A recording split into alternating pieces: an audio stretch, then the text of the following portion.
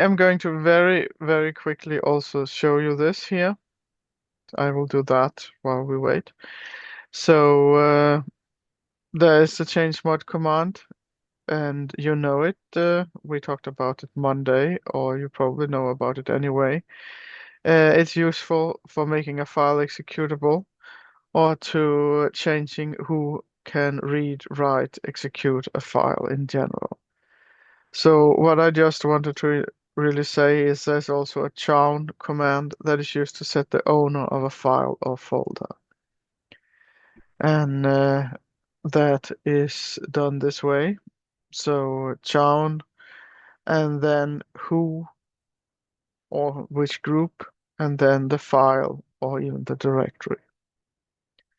It will not generate any output on success, just like chmod doesn't.